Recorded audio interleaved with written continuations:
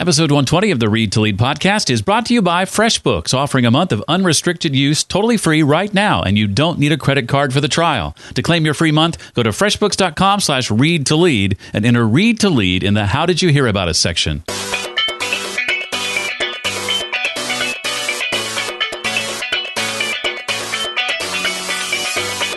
When leaders have real significant challenges in their organizations, if you start to peel the onion back, the challenge very rarely starts in the business. Welcome to the Read to Lead podcast with Jeff Brown. Jeff believes that if you desire to achieve true success in business and in life, then consistent and intentional reading is a must. The Read to Lead podcast will not only help you narrow this ever-important reading list, but also bring you key insights and valuable feedback from some of today's most successful and inspiring authors. And now, here's Jeff. Hi there, and welcome to the podcast that is dedicated to your personal and professional growth, where we dig into the topic of leadership. That's always central to our discussion. But we also talk about things like personal development, productivity, career, business, marketing, and entrepreneurship. It's personal development that's getting the focus today, as you and I are going to get to sit down with Daniel Harkavy, co-author along with Michael Hyatt of the book Living Forward, a proven path to stop drifting and get the life you want. I'm going to ask Daniel about drifting and the costly consequences when left unchecked, how to develop a life plan so that you can truly live forward, what it really means to have balance in your life, and plenty more. Recently, I was contacted by Justine over at the accounting software company FreshBooks. FreshBooks is a software I've used for the last 5 or 6 years in my business, and I was delighted to learn that Justine and the folks at FreshBooks are fans of Read to Lead, so much so that they want to come alongside and partner with us for at least the next several weeks. I'm certainly a fan of what FreshBooks offers, but no need to take my word for it. I reached out into the Read to Lead Facebook group yesterday and asked folks in that group who listen to the show, who among you uses FreshBooks? And Thomas Conifrey is one of those people. Thanks for your time. Thank you, Jeff. Tell me a little bit about your business. What do you do? We have a pharmacy in Dublin City in Ireland, and we're 60 years in business this year. Wow. Well, that's fantastic. So how long have you been using FreshBooks as part of the business? It's about 2 years now. If you could pinpoint one of your favorite aspects of having software like FreshBooks as part of your toolbox, what would you say that is? It's so easy to use. I have to send a monthly invoice to a client, and it takes me about a minute every month to do the invoice. Whereas previously, I was using Excel and I was using Word documents, and it was just it's complicated. It was very complicated previously. Whereas now I've got a template and I can just slot in the different figure every month. I got you beat because I can do an invoice in 30 seconds. Oh, wow. That's my target now, to get down to 30 seconds. And I love, too, that you can customize the invoices, of course, adding your logo and your colors. People can pay online if they want to. Yeah. They can direct deposit the payment. That's a new feature like that, yeah. Thomas, thank you very much. Where can we find out more about your business and what you do? Well, our website is www.conifreyspharmacy.ie. I better spell that for you. It's CONEFREYS, conifreyspharmacy.ie. Get a free month of unrestricted use of FreshBooks, totally free right now, and you don't need a credit card for this trial. To claim your free month, go to freshbooks.com/read-to-lead and enter Read to Lead in the How Did You Hear About Us section. That's freshbooks.com/read-to-lead. Daniel Harkavy has been coaching business leaders to peak levels of success, performance, profitability, and fulfillment for more than 25 years. In 1996, he harnessed his passion for coaching teams and leaders and founded Building Champions, where he serves as CEO and executive coach. Over the past 2 decades, he and his team of coaches have worked with thousands of clients and organizations implementing the plan in his new book with Michael Hyatt. That new book is called Living Forward, a proven plan to stop drifting and get the life you want. Well, it's not often that I get to meet authors in advance of interviewing them, but it was a pleasure to meet Daniel face-to-face the other night at the Living Forward Live event, a great event, and it's a treat to have him on the show. Daniel, welcome. Jeff, it was great meeting you as well, and it's wonderful to be with you and your listeners today. Well, chances are good you know the name Michael Hyatt. He's the man behind MichaelHyatt.com, the book platform, and a number of online offerings, but you you might be less likely to know the co-author, our guest, Daniel. So, Daniel, bring us up to speed on how you and Michael first came to work together so many years ago.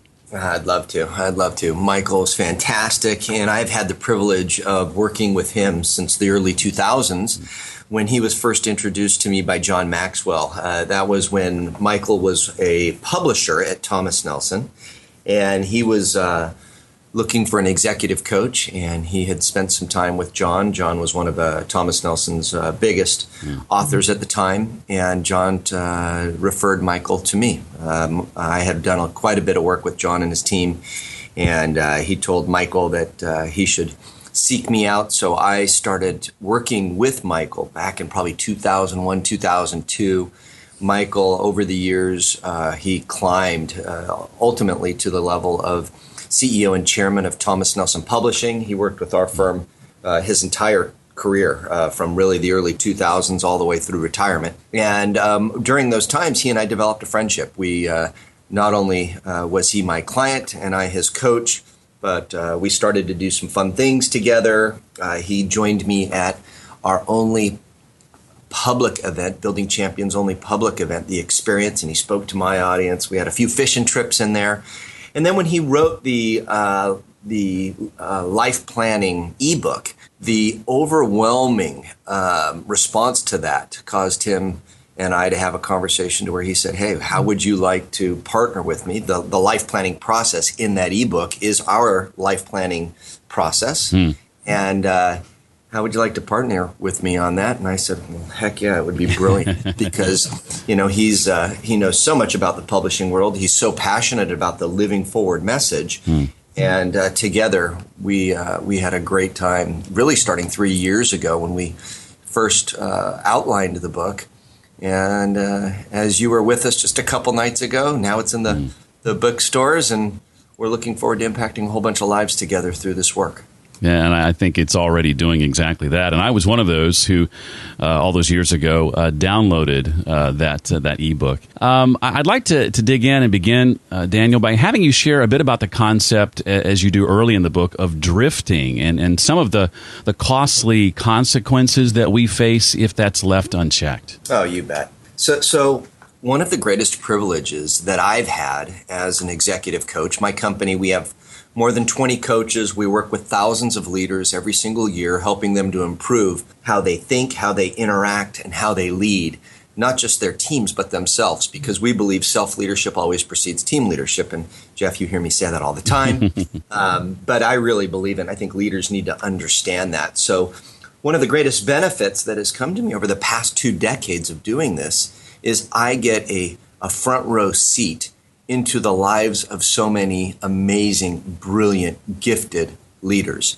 And what I've observed over the years is that the currents of this culture, the currents of life, they're strong. And oftentimes when leaders have real significant challenges in their organizations, if you start to peel the onion back, the challenge very rarely starts in the business. It's usually not poor strategy. It's usually not poor execution or team dynamics. When you peel the onion back, there's something that's taking place even more core to their being than what's taking place in the office. So I like to say oftentimes challenges for these leaders take place in the hours between the 5 and the 9, and then they impact how we perform between 9 and 5. So this drift, if we don't take the time to give thought to truly what's most important in our life, what can happen is we can just kind of drift through life, just focusing on our careers or just hyper focusing on our finances or maybe a hobby.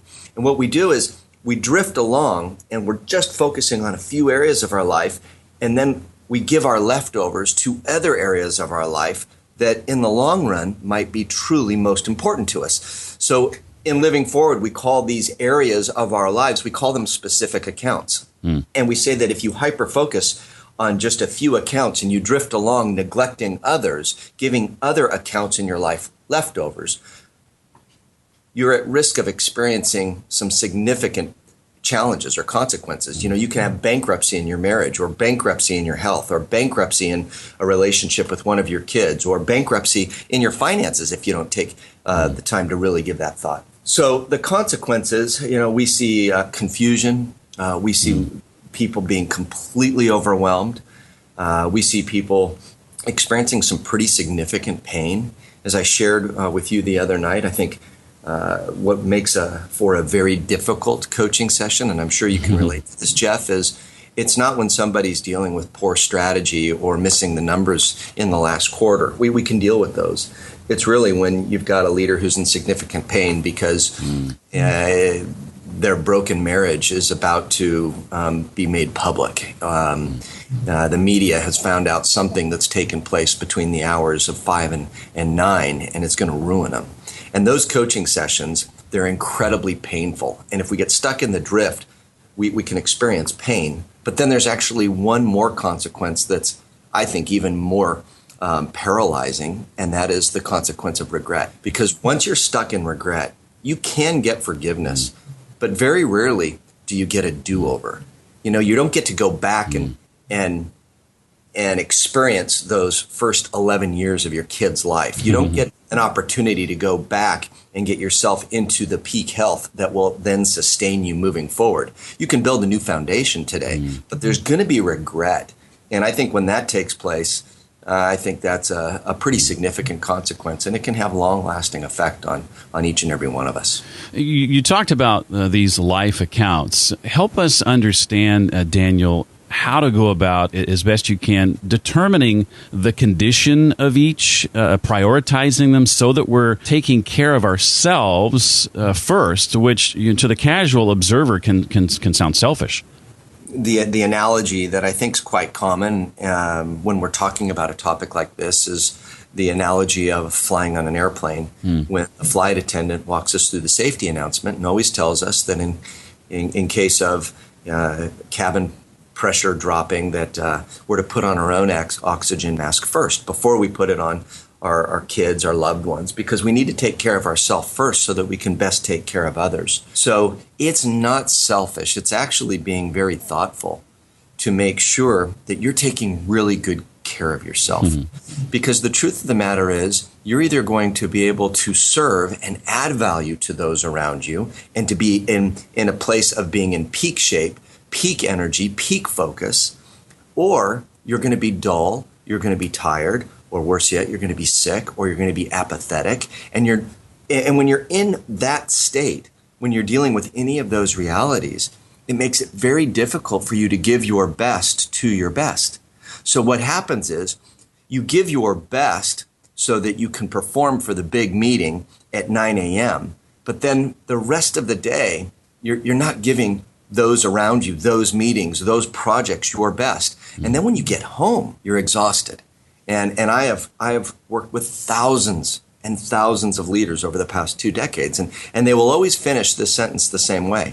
When I say when you're giving your all throughout the day to really operate at peak levels in your profession, and then you're on the phone as you head home, and you come home late for dinner, what is it that you bring to your family? What is it you bring to your mental development, your health, your physical development, etc.? Do you bring them your best? And people always say, no, we bring them our leftovers. And it just happens. So we need to prioritize, and we need to look at what areas of our life are most important. Our faith, our fitness, our mental acuity, and our overall well-being. We need to make sure we're taking care of ourselves so that we can add maximum value to everybody around us, so that our lives can be used to make a significant and lasting difference in the life of everybody around us. And I know everyone listening right now, you all want your life to count. You all want your life to be a life of impact. You want to make a difference. Nobody's going through this life just hoping that they make a positive difference here or there. deep down inside, we all want to. I appreciate that there are plenty of examples of the life plans of others to sort of give us a starting point. Found that very, very valuable and effective. One of the benefits you mentioned a moment ago to developing a life plan is the opportunity to avoid regrets. Another one I wanted to spend some time on is maintaining balance, in part because you talk about balance in a way other than we traditionally define it. Can you expound on that a little bit? So oftentimes people won't even strive for balance because they do the math incorrectly.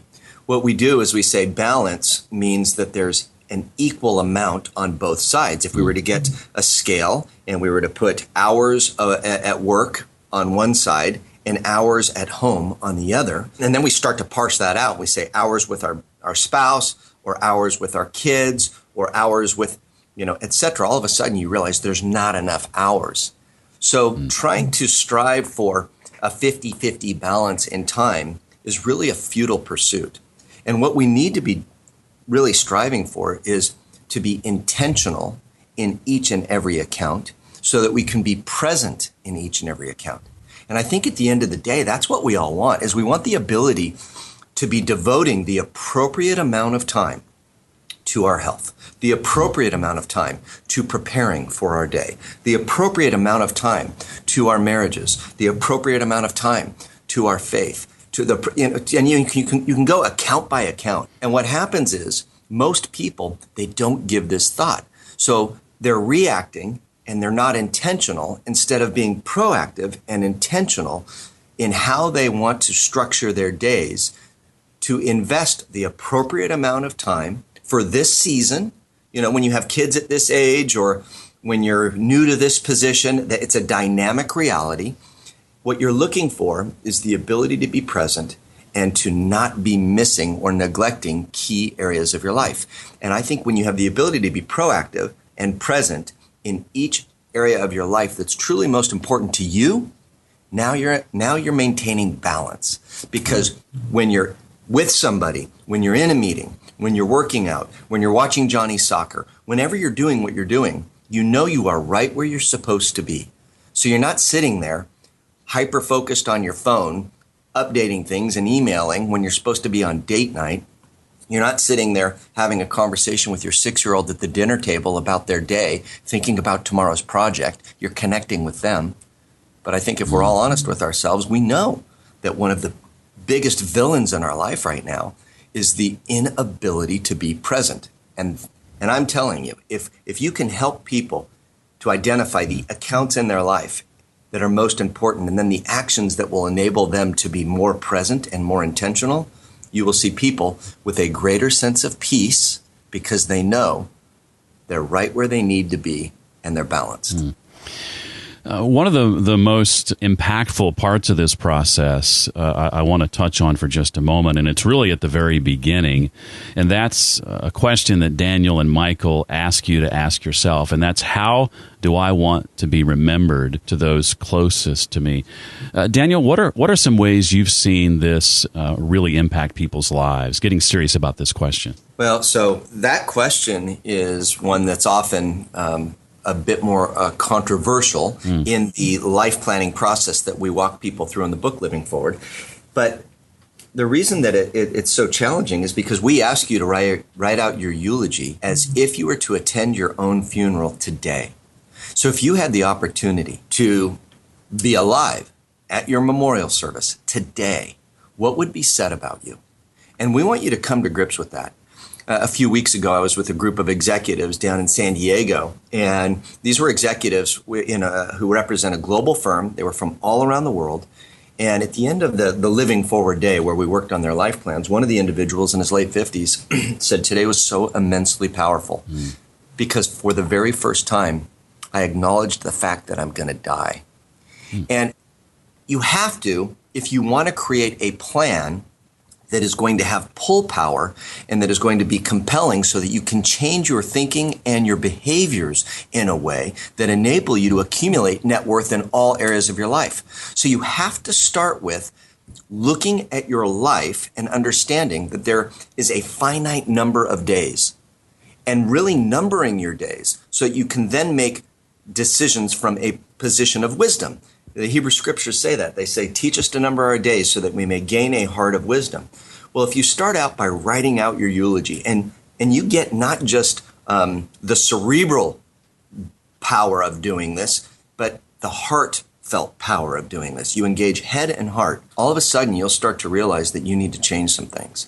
So you write out your eulogy as if you were to pass today, and then you have the next step in the process is you get to write legacy statements, and that's the good news, is you start to craft what is it you hope people would say about you at some point in the future. What do you hope your wife, what do you hope your kids or grandkids, your colleagues, your community members, your friends, your siblings, what do you hope they would say at some point in the future? And for many of us, we'll see a gap from eulogy as if it were read today to legacy statements as we would hope would be read at some point in the future. Now that gap that gets created there is a powerful one. And that awareness of the finite number of our days is a powerful, powerful experience. Because now we're in the right place. Now we can start to put together a plan for our life that has what we call this, as I mentioned, pull power. So we can begin thinking about our days differently, thinking about the accounts in our life differently, thinking about how we lead differently. And then we start to develop conviction, which is required to change habit. We start to develop conviction around our decision making. And Jeff, I've got to tell you, in Living Forward, that's what this book is about. It's about decision making. And how do you fill your day with more proactive and intentional decisions? And once you start with the end in mind, now you're best positioned to do so. Yeah, the life plan is the roadmap to getting you to that destination in its simplest form, right? You betcha. Yeah. Well, at the live event the other night, Daniel put a real emphasis on dedicating one day to this process. That was not lost on me, Daniel. Why do you feel so strongly about this? Well, so, there's some fantastic statistics out there that I find to be fascinating. The average American, as I shared the other night, will invest more than 5 hours into researching which car to buy. 5 hours researching which car to buy. The average bride, 39 days into planning for her wedding. We're investing countless hours to planning the family vacation. But very few of us will invest hours into putting a plan together for our life. So for the last 20 years, I have been living the process in Living Forward and coaching, like I've said, tens of thousands of leaders through this. And what I've found is if you try to piecemeal this process and you try to do 30 minutes of your eulogy at the end of the day when you're tired before you go to bed, and then you start to identify which accounts in your life are most important on your coffee break tomorrow morning. And then a week later, you start to identify some specific actions or a vision for each account. What'll happen is you may finish your life plan. Chances are you won't, but you may. But if you do, it's not going to be this incredibly meaningful document that is anchored in an amazing experience that you had, where you dove deep. You invested an entire day in a very intentional way to put together a plan for your life. Last night I was flying home from your town, from Nashville, and the social media response to the book has been overwhelming. I am so grateful. But I was on the plane last night, and I was just responding to the feedback from the release of the book. And there's an individual who has been connected to us and our company. He's an MBA student who works for a very large firm for Intel, and they did a case study on our company, he and his cohort, and they did some work for us. And anyways, he was so impacted by how we coach and how we lead that yesterday he invested an entire day. He went up to Mount Hood, up to the lodge where they filmed The Shining. It's a beautiful lodge. And he sent me pictures from his window out, looking out over the tip of Mount Hood. And he had the book there. He had his journal there. He had a cup of coffee there. And in there, in his comments, he said, "This day changed my life." And when you invest a day, what'll happen is you're going to make some deep, deep decisions. You're going to develop some conviction around how you want to be intentional in your life. And I'm just telling you, the impact from investing one full day versus trying to piecemeal it is profound. So I will always tell people, please don't shortcut this. Don't waste your time or energy if you're not going to invest a day. If you can't invest a day, I would say don't even read the book. Really. Wow. You've got to you got to know, eyes wide open. If you're going to read Living Forward, that's super cool, but that's not the target for us. You've got to read the book, you've got to invest the day, and then you just start working the plan, and it can change your life. Well, speaking of implementing the plan, that's the next part of the process. And part of implementing the plan, of course, includes scheduling your priorities. I was wondering if you could talk a bit, Daniel, about the concepts of an ideal week and the annual time block.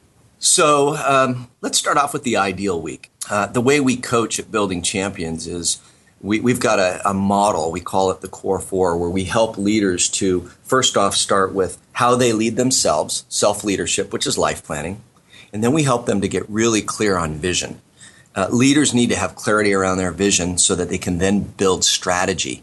And once they build strategy, they can build the plans that they can execute on. So the second element of the Core Four is vision. The third is the business plan. And we like every leader to have a one-page personal business plan that helps them to understand which activities and functions are truly most important for them.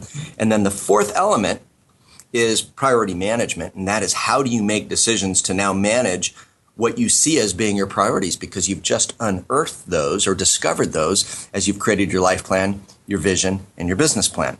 So when we're walking clients through priority management, what we do is we say, take the specific repeatable disciplines that will enable you to accumulate net worth from your life plan and plug them into this template for what an ideal week would look like. And then take the disciplines from your business plan and plug those in as well. And what we want to coach people to, we want leaders to be so specific on when they're going to work out, when they're going to have their on time, their thinking time, when they're going to walk the floor and connect with their teammates, whether it be in a physical office or virtually. When are they going to leave the office? When are they going to check email? We want to build as much structure in as we can, not overdoing it. So 50, 60, 70% of your week filled with the right intentional disciplines so that you have the ability to maintain that balance. You're now focusing on truly your high payoff activities. You're not leaving things to happenstance. Now, there are some listeners right now who might be saying, oh my gosh, you don't understand my world. That would never work. I am in such reactive chaos each and every day. I get called into meetings. I get an email that says I need to be in a meeting in an hour. Believe me, we're coaching all sorts of executives in all sorts of organizations, whether they be small or whether they have 80,000 employees globally. The truth of the matter is, once you create your ideal week, this is something that you strive for. And everyone needs to understand you're more in control than you think you are. You have more control over your day than you think you do. And if you will just begin to look at what's most important, which you now see after you've done your Living Forward life plan and you've done your business plan, you start to see what's truly most important. You start to build this ideal week, and then you start to schedule to it. And what I've challenged folks to do over the years is I say, you know what? How many of us will truly live the ideal week 100% of the time? Nobody. But if we can live 60 or 70% of that ideal week, 60 or 70% of the year, how much better off will we be a year from now? That's powerful. I once emailed, just in casual conversation, my life plan or my ideal week template, rather, and suggested it might be helpful to them without a whole lot of explanation. And she took one look at it, and her response was, "Gosh, I don't want to be that busy all the time." And I realized I'd made a huge mistake. I didn't explain that this is not about being busy. It's about accounting for your time. You're going to spend the time anyway. This is about being intentional about how you're going to spend that time. It's a funny thing, Jeff. So oftentimes, I think what people are afraid of is putting to paper what's real. They would rather live in denial. I don't want to see that, or I don't want to commit to that, because if I put it to paper, then I'm going to have to do it. And I will tell you, that's an interesting concept. We'll get to the annual calendar in a second, but I want everybody to understand this. Don't allow the fear of failure to stop you from going through this process. I've talked to so many people who have said, I could never put a life plan together. I don't want to create an ideal week, because then when I fail, it's just going to be so defeating. And you're looking at it wrong. A life plan is not something that you serve. It serves you. It becomes this filter and this guide to help you to make better decisions. You're not going to nail it every day. None of us are. But if we can fill our days with more of the right things, and if we can start to build an ideal week that helps us to be attending to what matters most, there's all sorts of brain science behind this. I want to just give my friend Henry Cloud a shout out here. If you've not read Henry Cloud's work, Boundaries for Leaders, or he's got a new book coming out in another month, The Power of the Other. Killer book, killer. But Henry's done so much research. There's so much brain science on what happens when we attend to what matters most. We're crystal clear on it, which is our life plan. And then we have a system for memorizing it and reviewing it. Then what happens is we inhibit the things that don't matter as much. So we start to see our days filled with more intentionality. We get better results in every aspect of our life. That's the 1-2 punch of the life plan and the ideal week. So let's talk about that annual calendar. I find oftentimes that we can be invited to something, and it can be really good. I've got an invitation right now to go train 50 leaders in Central America. They wanted me to come in April down in Nicaragua, and they gave me 2 dates, Nicaragua in April or Nicaragua in September. And if I were to just look at the dates that they gave me on my calendar, I might say yes, because I would look and I would say, you know what? Those dates in April are wide open. But unless I look at how that 4-day period of time is going to plug into a 3-month period of time, I truly won't count the cost. So the annual calendar gives you the ability, first and foremost, to put in every important date. Jeff, I've got some great traditions that have really helped me in life. And my wife and I, Sherry, we've been married for 28 years in July. I've never worked on our anniversary. We've got 4 beautiful kids. I've never worked on any of their birthdays or my birthday or my wife's. We have this tradition where we stop everything on birthdays and on our anniversary. We shut everything down. People say, you yank them out of school? Yes, we do. We yank them out of school. We take off work. And what we do as a family unit, we float. We celebrate. We celebrate the gift that they are. All right, so that was a little tip from my life plan, and it's been amazing. Some of you are thinking you could never do that, or it doesn't make sense, or whatever it may be. Don't tune out right now. It's just been a really neat thing that I've been doing. My kids are now, my oldest is 25, and it's a tradition that they will continue moving forward with. But the ideal week, you get to put those the annual fold-out calendar, you get to put those dates in there, those important dates. If you want to take what I call on days or Sabbath days to just unplug, and every leaders, you need to hear this. One of the disciplines that leaders miss and that holds them back is the discipline of thinking. What happens is we get so busy that we no longer see thinking time as a high payoff activity. And when that takes place, we find ourselves reacting and truly not bringing our best to the organization. So those on days you put into your annual calendar. When are those days to where you're just going to take 1 or 2 days in the month and you're going to think, you're going to reflect, you're going to assess, you're going to tweak? Our best clients leading major organizations, they are disciplined with that. Some will take 4 hours every Friday. Some will take the first Friday every month. Some will take the first and the third Friday of the month. Fridays are a really popular day. We think those are great days for on days. But the annual calendar gives you the ability to do that. So regardless of where you are in life, once you can look at your life plan and you can see the events or the disciplines or the special days that are truly most important, you put them into that annual calendar, chances of you having regret at the end of the year go way down. Well, I have been using both the annual time block and the ideal week for several years, ever since I think Michael first shared his own versions on his blog a few years ago, and have benefited from them greatly. Highly recommend that. Thanks. So in the end, Daniel, how do we keep it all going without losing steam? This is a topic you tackled in the last chapter, I believe. Yeah, so this is probably the hardest part, Jeff. This comes down to discipline. What we coach our clients to do is once they've built their life plan, we ask them to review it every single morning for 90 days. Every single morning, 7 days a week for 90 days.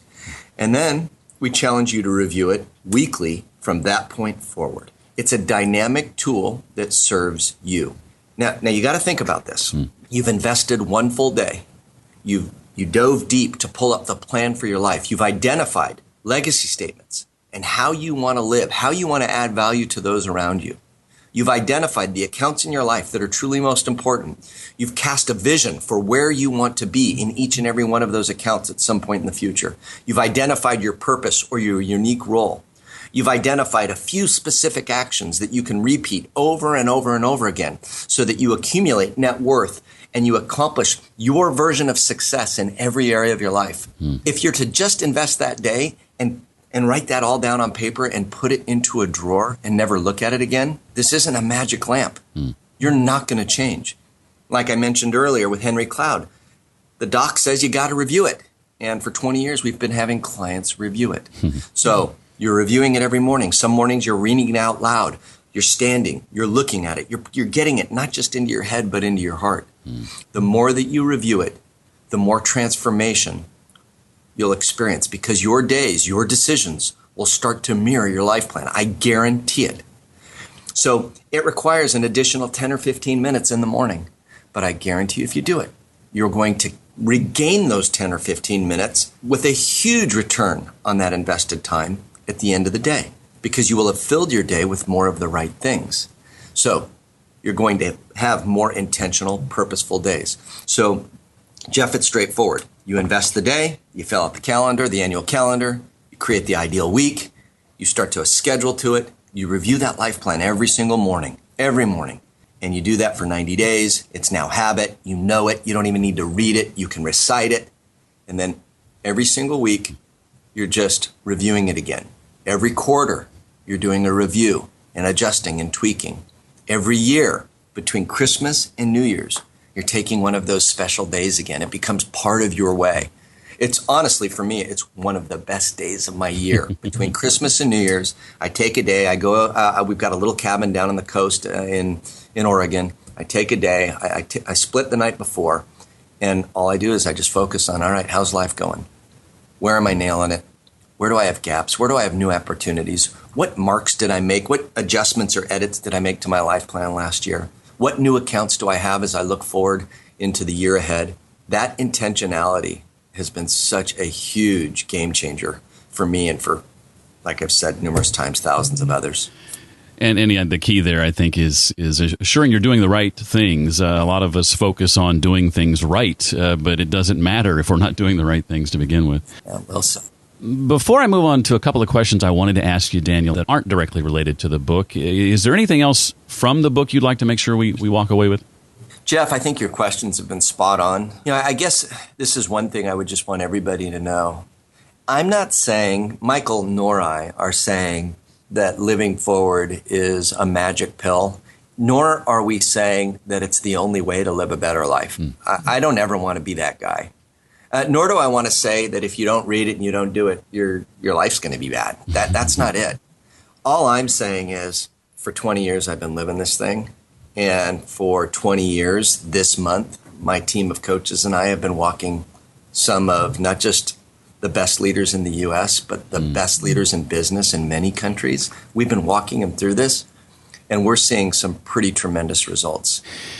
Well, you mentioned the work of Dr. Henry Cloud a moment ago, and you're excited about his upcoming book, I know. I was wondering, Daniel, if you could name for us a couple of the books maybe over the years that have had the biggest impact on you, or maybe those 2 or 3 titles that you refer back to often. You want to know one of my favorite books, and you're going to sit here and go, all right, Harkavy, you're a mental midget, and that's okay.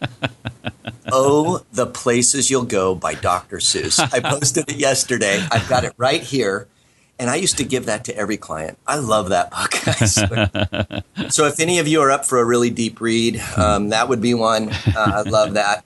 I keep on my desk Drucker's book on management, tasks, responsibilities, and practices. I think that's a great how-to manual for anyone in a leadership position. I think Boundaries for Leaders by Henry Cloud's fantastic. I think Thinking for a Change from Maxwell was one of his best pieces of work. I think Lencioni, Patrick Lencioni, a client and friend of ours, I think his books have been fantastic. The 5 Dysfunctions, The Advantage, amazing books. Patrick's got another book coming out in the next month or so.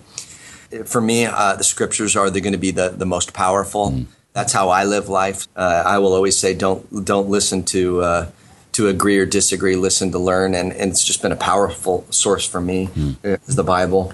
Honestly, Jeff, I could go on and on. So many have poured into who I am as a result of really putting forth such effort to type their thoughts, their experiences, and their words, to pen those and then get them into a book.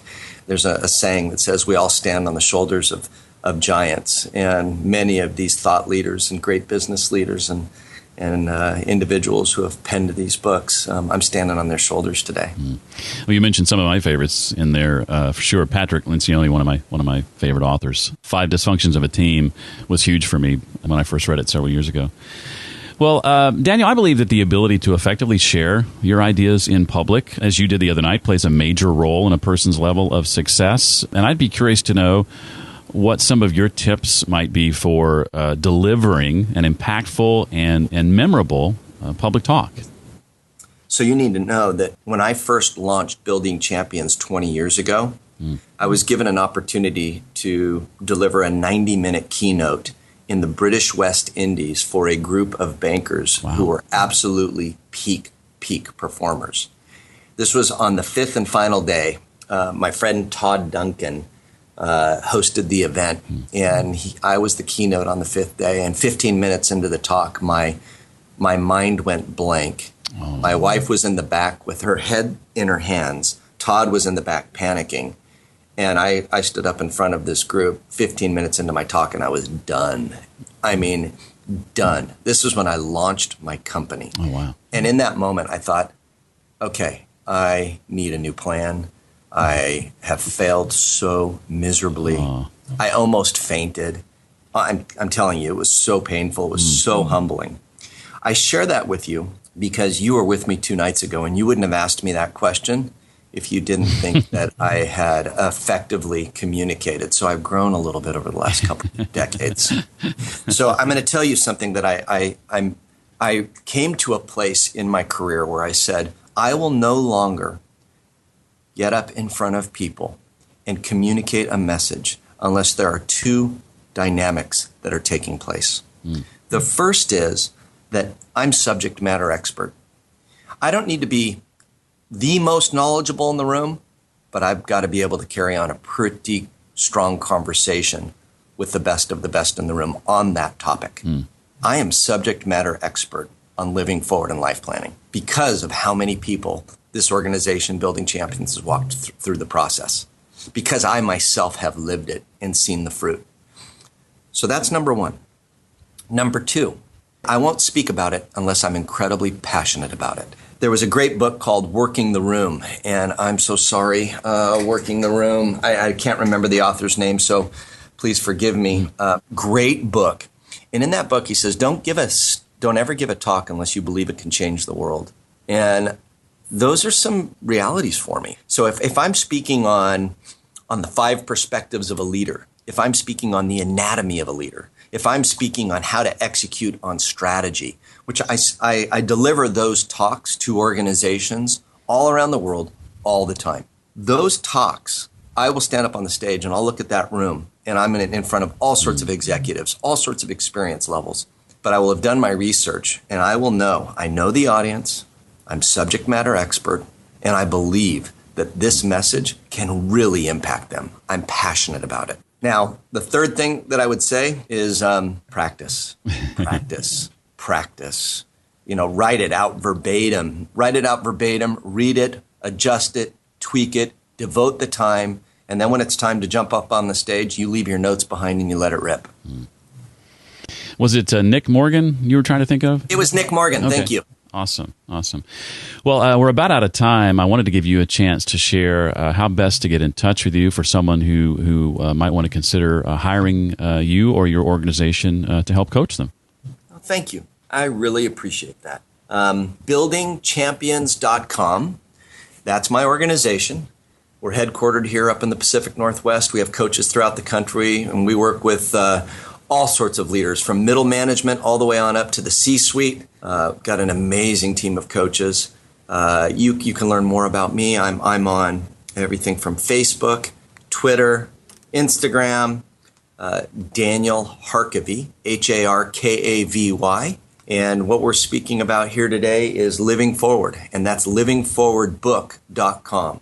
And then email daniel.harkavy@buildingchampions.com. I would be more than happy to field any questions or requests that you might have. Well, it's a book I recommend everyone read. It is a nice, relatively short, 150 or so pages, not counting the life plan examples in the back. But I will echo what Daniel said and say that only read it if you plan to put it into action and take that day and set the time aside. Daniel, thank you so much for your time. It is a real pleasure to have had a chance to meet you and talk to you. And as I said in social media a couple of nights ago, I really think this book is going to impact millions of lives. Oh, thank you, Jeff. I so appreciate it. I appreciate your confidence in me and in Michael. And you're doing some amazing work getting fantastic messages out. So thank you for giving me the privilege and the honor to join you and to address all those that are looking at you as a mentor and a leader and coach. So thanks a lot, Jeff. I appreciate it. Of course, as always, we'll include a link to the Living Forward book website and how you can get your very own copy of it right away, along with the half a dozen or so other books and resources that Daniel mentioned. You can find all that at readtoleadpodcast.com/120 for episode 120. And don't forget about the offer, especially for you, from FreshBooks, our sponsor, offering a free month of unrestricted use, totally free right now, and you don't need a credit card for the trial. To claim your free month, go to freshbooks.com/readtolead. That's freshbooks.com/readtolead and enter Read to Lead in the How Did You Hear About Us section. If you'd like a chance at sharing how you use FreshBooks accounting software in your business right here on the podcast, just send an email with FreshBooks in the subject line to jeff@readtoleadpodcast.com. Well, that's going to do it for this week.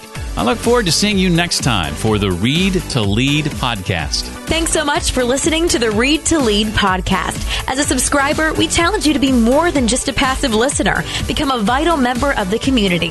Visit us on the web at readtoleadpodcast.com. Until next time, remember, leaders read and readers lead.